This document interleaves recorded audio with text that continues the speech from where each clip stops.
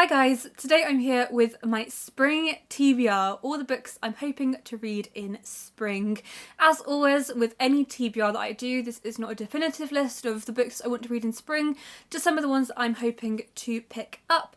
And it's also a good record for me if I'm looking for a book to read to go, oh hey, I promised to read that. So I wanted to share some of the books with you today that I want to read during springtime. Spring is one of my favourite times of the year to read. It's when I have quite a focused reading because my exams come up, so I'm trying to read lots and lots and lots before my exams happen, because during my exams I probably won't read a lot, and then after in summer I will read a lot again, so it's quite a good time to read lots before I can't read anything. So I've chosen books in a wide range of genres and let's get into it. My absolute favourite books to read during spring are nature writing books, and last year I read Landmarks by Robert Macfarlane, which has quickly become one of my favourite nature writing books.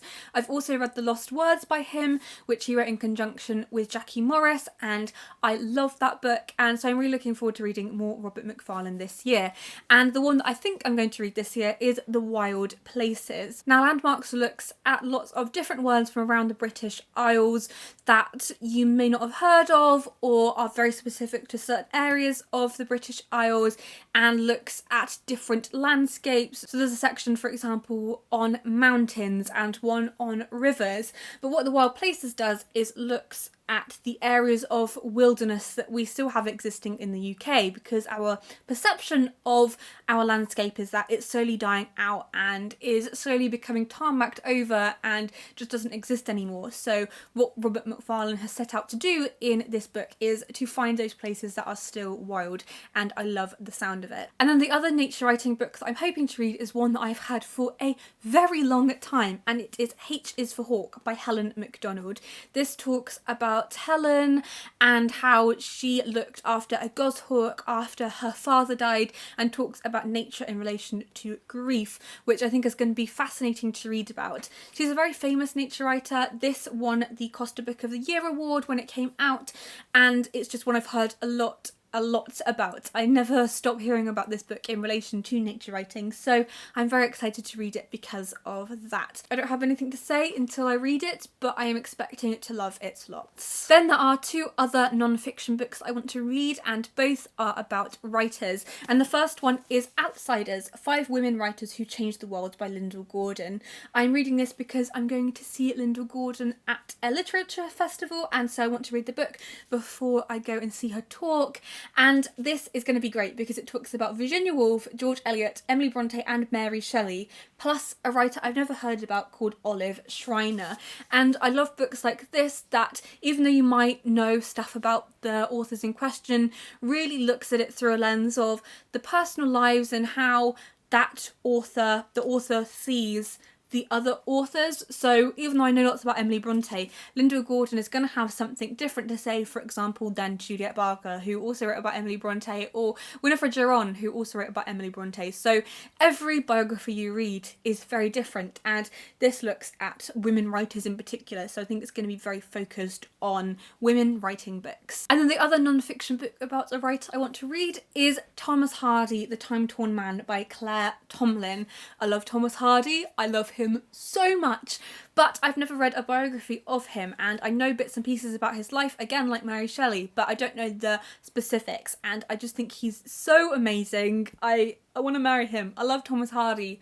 I just love him, and I love his books, and I've been reading so many of his books this year, so I thought that before I read any more, I should probably read a biography of him and find out how he wrote about his books and how he researched them and the way that he went about writing them and the things in his life that influenced him. So I'm sure this one will be really, really good, and I really trust Claire Tomlin as a biographer. On to the classics now, and last year I read Lady Chatterley's Lover by D.H. Lawrence, which I really enjoyed.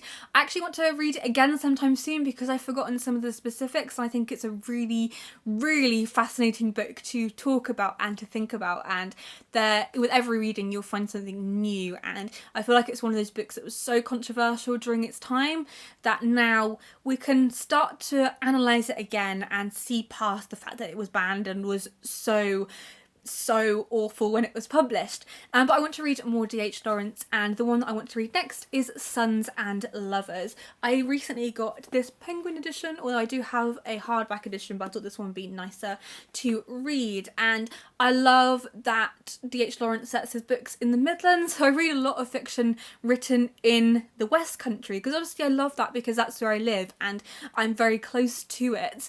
But I love reading about other aspects of British life as well in different parts of the country. So I read a lot about Yorkshire as well, so I'm kind of in the middle. I read a lot about Yorkshire and I read a lot of books set in the West, but nothing in the middle, and I don't really know a lot about life during those times, especially in the collieries, which was coal mining, and I think that's a really interesting side of industry as well.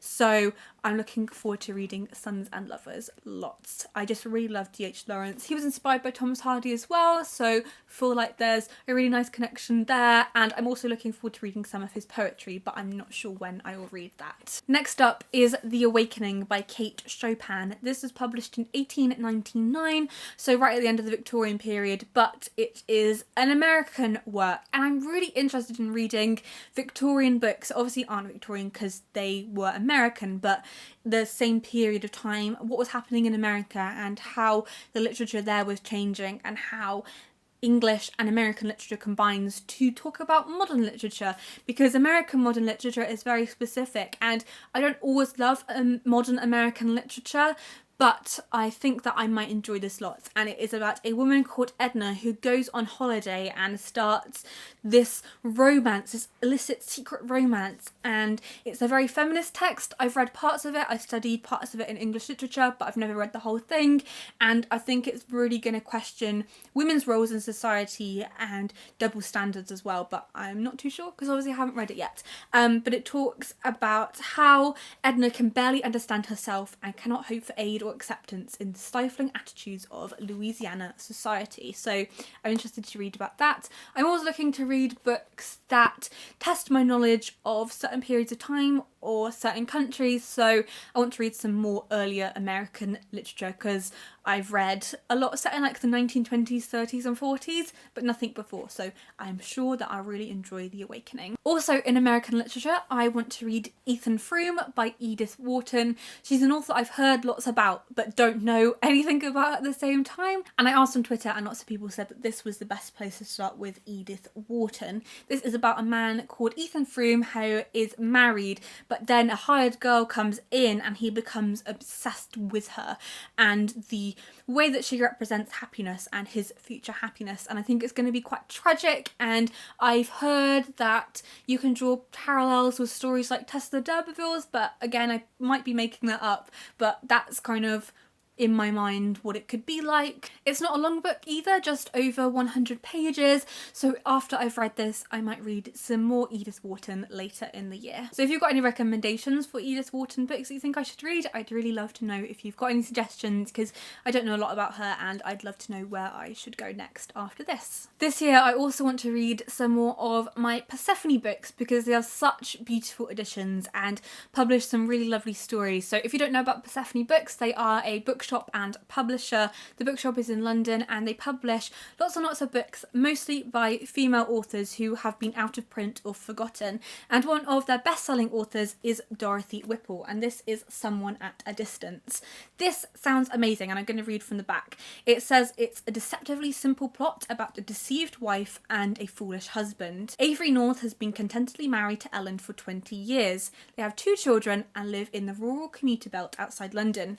When his mother advertises for a companion, the French girl who arrives sets her sights on Avery and callously threatens the happy marriage. So actually, when I look at this, and when I look at Ethan Frome, and when I look at The Awakening, there are some very similar themes in the books that I'm hoping to read, so they might be good to read back to back and really figure out what it's like to be a woman when another woman comes in, and that intense relationship and jealousy and how that relates to modern day literature as well. So I think I might read them back to back now. Until I read that, I had no clue how similar these books were. I've obviously got a taste at this time of year and I just can't wait to read more Persephone books. They are really beautiful. They look like this, and they've also got some I don't know if they call them hardbacks, but they're kind of in between a hardback and a paperback. I love their books. My dream is to own every single one, but until I'm a millionaire, I don't think that's going to happen. But I really love them. Would love to read more of them because I love the stories that they publish. And then the final 2 books I'm hoping to read during spring are 2 books that are kind of miscellaneous, but ones I'm super excited to read because they're by a new favourite author and an already existing favourite author. And the first one is After Me Comes the Flood by Sarah Perry. She wrote The Essex Serpent, which I read in January and really loved. I can't tell you how much I love The Essex Serpent because it's just one of the best books I've read, and I'm pretty sure it will be on my favourite books of 2018 list right at the end of the year, because it's going to take something super fantastic to knock it off, because I just am completely obsessed with it now. This is Sarah Perry's debut book, and I don't know how similar it's going to be to The Essex Serpent. I know that it's not a historical novel, but I also know that her next book, Melmoth, comes out in October, and I want to read this before that, so I've read all of her books. Also, I want to read Melmoth the Wanderer, which Melmoth, her next book, is inspired by, but I don't know when that's going to be. So I just want to read everything that she writes, and even though this isn't going to be too similar to The Essex Serpent, I don't care. I just want to read more of her amazing words, and I'm just obsessed. I'm so obsessed. I want to reread The Essex Serpent. It's one of those books that I could read over and over again and find something different from it every single time. And this looks at a man who runs a bookshop, which is going to be great, and he deserts it and drives away, is lost, and his car breaks down, and he looks for help and stumbles on a grand but dilapidated house. And I think that Sarah Perry studied Gothic literature, and her books are very Gothic in theme, so it's going to be interesting how this is, I think, set in a modern day period but looks at the Gothic as well. And then the final book on my spring TBR is a YA book, and it is The Surface Breaks by Louise O'Neill. This is only the proof copy, but I am so in love with this cover. The final copy looks a little bit different to this, but this comes out in May. This is Louise O'Neill's latest book and looks at a retelling of The Little Mermaid. I've never watched The Little Mermaid, or if I have, it was when I was about 4 and I can't remember it. So maybe I should rewatch it before I read the book. I am interested to see how she puts a feminist stance on The Little Mermaid, and I just love Louise's books, so I'm sure that this is going to be amazing, and I've heard really good things so far, so I was really lucky to get a proof copy, and I am just so excited to read more from Louise. I read Almost Love in March and really loved that. That was her debut adult novel, but I'm looking forward to going back to more of her YA books. She also wrote Only Ever Yours and Asking for It, and they are just 2 of the best YA books ever. So innovative, so inspirational and dark at the same time. Inspirational in the fact that you wish that you'd written it, and in the way that she uses voices that are so different to usual YA protagonists, but also so dark in the fact that everything goes wrong and she doesn't sugarcoat anything. So I'm looking forward to those trademark features in The Surface Breaks. So that was my spring TBR. I can't wait to get started on all of these books. I'm sure that they're going to be amazing, and I'd really love to know what you are hoping to read during spring. Also, have you read any of the books I featured on my TBR, and which ones do you think that I should read first? I'm not really sure where to start because there are so many amazing books, but I just can't wait to dive in. So thank you so much for watching this video, and I will see you guys soon. Happy reading!